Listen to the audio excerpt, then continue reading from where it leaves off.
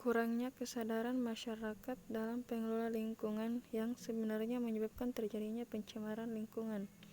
Pencemaran lingkungan disebabkan karena masalah sampah dan limbah industri, serta perilaku manusia itu sendiri, sehingga menyebabkan banjir. Sebagai seorang arsitek, untuk menanggulangi permasalahan ini yaitu dengan pembangunan berkelanjutan dengan pemenuhan generasi yang akan datang, yang berprinsip memaksimalkan kerusakan dan memaksimalkan pemanfaatan lingkungan yang alam.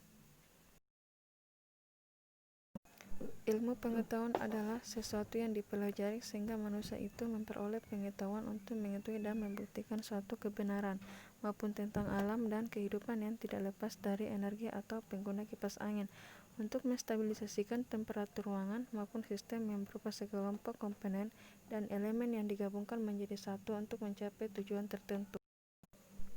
Ekologi diartikan sebagai ilmu yang mempelajari baik interaksi antara makhluk hidup maupun interaksi antara lingkungannya.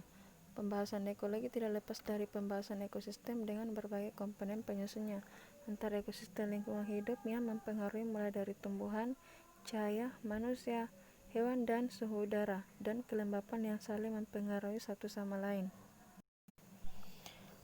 Lingkungan buatan dapat dibuat oleh manusia dengan memanfaatkan ide dari manusia itu sendiri.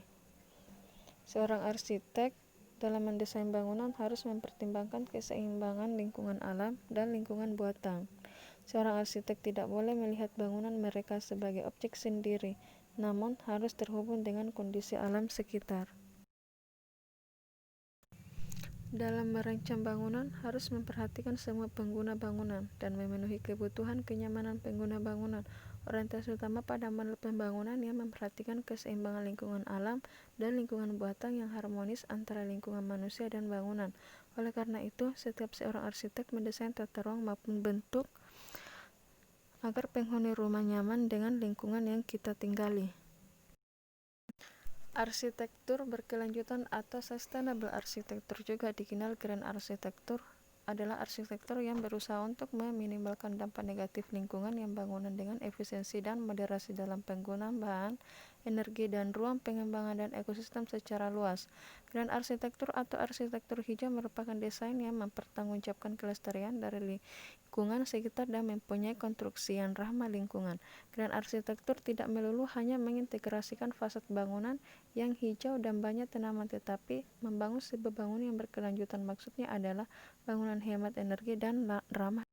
Seorang arsitek dalam merancang bangunan harus perhatikan penggunaan energi bangunan, hal yang dapat dilakukan untuk meminimalisir penggunaan dengan populasi dan pencahayaan alami, agar bangunan yang kita rancang tetap indah dan sehat agar nyaman ditinggali.